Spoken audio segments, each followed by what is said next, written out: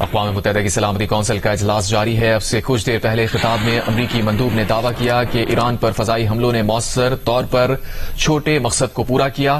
फजाई हमलों ने ईरान की जौहरी हथियार बनाने की सलाहियत को कम किया है।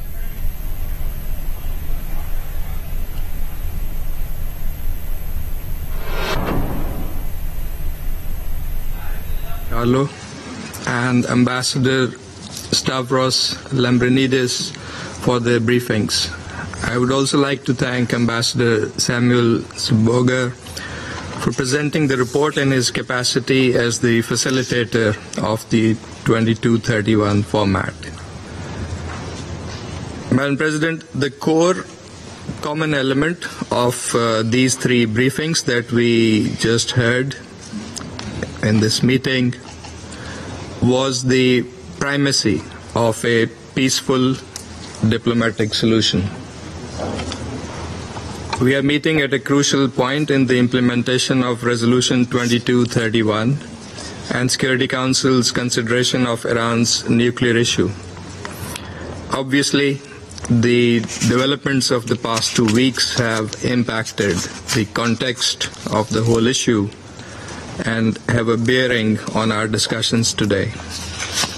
However, what has not changed are the fundamental principles and multilateral spirit behind the joint of action and the Resolution 2231 adopted 10 years ago. The JCPOA was a unique instrument, manifestation of an approach based on dialogue, diplomacy and pragmatism. It was the outcome of painstaking and arduous, yet constructive negotiations. It charted a roadmap to comprehensively address the concerns of the parties concerned by clearly defining their relevant obligations and responsibilities. While proceeding very well, the agreement was regrettably disrupted, leaving many complications in its wake that impacted the full and faithful implementation of the JCPOA by various parties. Notwithstanding those challenges, the most widely held view was that dialogue, diplomacy, and constructive engagement was the only viable way forward.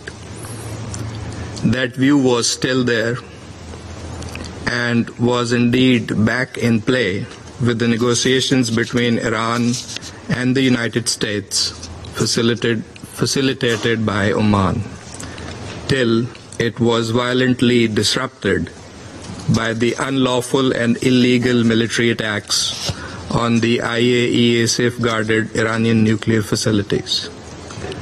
These military strikes also impeded the IAEA's crucial verification functions in Iran. Pakistan has expressed its clear position on these developments in this chamber and elsewhere over the past 2 weeks. Our leadership has also remained actively engaged with counterparts from many other countries during this period. Madam President, what we have witnessed should never have happened. Even now, it is our firm belief that these actions should not be allowed to further complicate the peaceful resolution of long-standing issues, as well as the full and effective implementation of Resolution 2231. We reaffirm our support for the resolution of the Iranian nuclear issue through peaceful means, diplomatic engagement, and sustained dialogue. Pakistan advocates the preservation and renewal of the JCPOA or its substitution by an equally sound agreement that is acceptable to all sides before it expires in October this year. The IAEA is the institution responsible for verifying compliance with the respective nuclear safeguards obligations of member states. It is mandated to do so in an objective, impartial, and credible manner, purely on technical grounds. The IAEA must be enabled to fulfill this statutory function. We believe that verification activities by the IAEA should continue unimpeded. The IAEA must continue its work in an impartial and apolitical manner to provide objective reporting and credible information regarding the issues under its purview. Madam President, with regards to recent developments in the region, I would like to emphasize the following points. First, condemnation of violation of the sovereignty and territorial integrity of member states, and the threat or use of force to settle disputes. Second, clear rejection of attacks on IAEA safeguarded nuclear facilities, which violate Security Council and IAEA resolutions as well as international humanitarian law. Third, we request the Secretary General to report on the implications of these developments on the implementation of Resolution 2231, particularly those arising from military strikes against nuclear facilities. And we also request the Director General IAEA to share his assessment from legal, technical, safety, security, and safeguards points of view. Fourth, we urge sustained cessation of hostilities and a permanent ceasefire to allow resumption of dialogue and verification activities by the IAEA. Fifth, there is an urgent need to renew diplomatic engagement to seriously and faithfully address the outstanding issues in a cooperative manner as per the rights, obligations, and responsibilities of the parties concerned. Madam President, we welcome the announcement of the ceasefire understanding between Iran and Israel, and we expect this to be fully respected. We commend all those who played a pivotal role in facilitating this development and hope this positive step will contribute to lasting peace and stability in the region. This is a vital step that must now be followed up by constructive and comprehensive engagement. Pakistan firmly believes that all disputes must be resolved in accordance with the principles of the UN Charter and international law, including respect for sovereignty and territorial integrity. We call on all parties to fulfill their respective obligations and responsibilities and avoid any further escalation. Most importantly, the trust and confidence in the diplomatic engagement that was damaged by the unprovoked aggression must be meticulously restored. The Council should allow sufficient time to continuing efforts between the IAEA and Iran, as well as other parties, to resolve outstanding issues.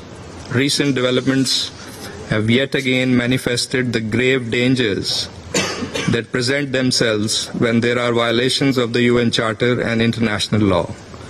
The cost of seeking to resolve issues through military means is more than evident. The region, and indeed the whole world, cannot be held hostage to such adventures, dangerous precedents, and spiraling escalations. Diplomatic engagement and the resumption of dialogue are the best means to resolve all outstanding issues. Diplomacy has delivered previously, and with the necessary political will, it can certainly deliver again.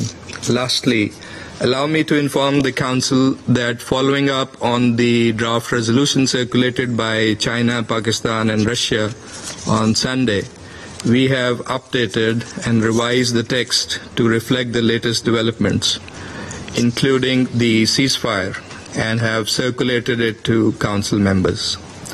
Securing the ceasefire was one of the primary objectives of the draft resolution, in addition to calling for a negotiated settlement of the Iranian nuclear issue and promoting respect for international law under all circumstances. We will engage constructively with fellow members on the text of this draft resolution with a view to arriving at a consensus outcome, signifying the Council's support for sustained ceasefire and sustained dialogue and diplomatic engagement for a lasting solution. I thank you. I thank the representative of Pakistan for his statement, and I give the floor to the representative of the United Kingdom. Thank you, President. And I thank Under Secretary General De Carlo, Ambassador Lambrinidis, and अक़वाम मुत्तहिदा में सलामती council का इजलास पाकिस्तान के मुस्तकिल मंदूब आसिम इफ्तिखार खिताब कर रहे थे, आपने मुलाहिजा किया।